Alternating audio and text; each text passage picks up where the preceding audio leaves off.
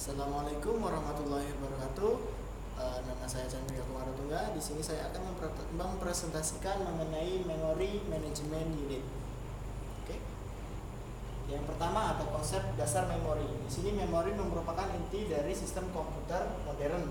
CPU mengambil instruksi dari memori sesuai yang ada pada program counter. Kemudian kita akan membahas bagaimana urutan alamat memori yang dibuat oleh program yang berjalan. Next. Konsep binding atau ikatan. Secara klasik, instruksi pengikatan dan data ke alamat memori dapat dilakukan dalam beberapa tahap. Yang pertama ada waktu compile, jika diketahui pada waktu compile di mana proses ditemukan di memori. Kemudian ada waktu penempatan.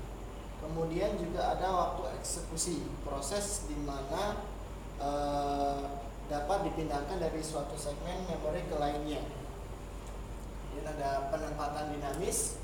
Keuntungan dari penempatan dinamis adalah rutin yang tidak digunakan tidak pernah ditempatkan. Metode ini berguna untuk kode dalam jumlah banyak. Kemudian ada penempatan dinamis tidak didukung oleh sistem operasi. Ini adalah tanggung jawab para pengguna untuk merancang program yang mengambil keuntungan dari metode ini. The next, lapisan atas atau overlay. Seperti dalam penampilan dinamis, lapisan atas tidak membutuhkan dukungan tertentu dari sistem operasi. Kemudian di sisi lain, programmer harus mendesain program dengan struktur lapisan atas yang layak. Kemudian ada pemakaian dari lapisan atas dibatasi oleh mikrokomputer. Penukaran atau swap.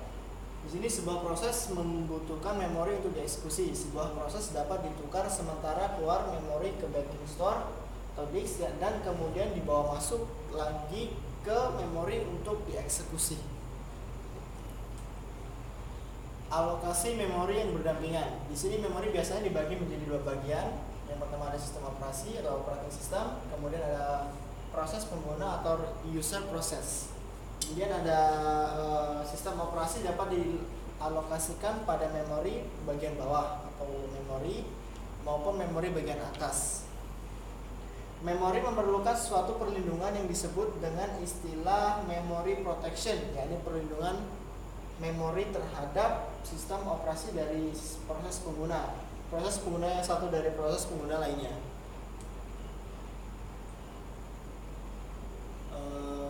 Kemudian ada pengalokasian berurutan. Di sini operasi menyimpan suatu tabel yang menunjukkan partisi memori yang tersedia dan yang terisi dalam bentuk S. Alokasi memori proses membutuhkan unit memori.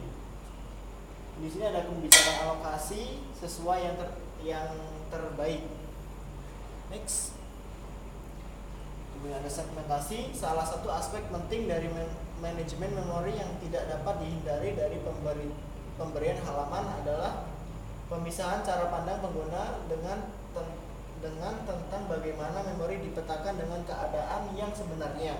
Pada kenyataannya, pemetaan tersebut memperbolehkan pemisahan antara memori logis dan memori fisik. Kemudian ada segmentasi yang perbedaan segmentasi dan packing. Bisa Anda lihat sendiri ya, di sini ada di antaranya adalah segmentasi melibatkan programmer, kemudian yang dan lain sebagainya. Next. Oke. Sekian dari saya. Assalamualaikum warahmatullahi wabarakatuh.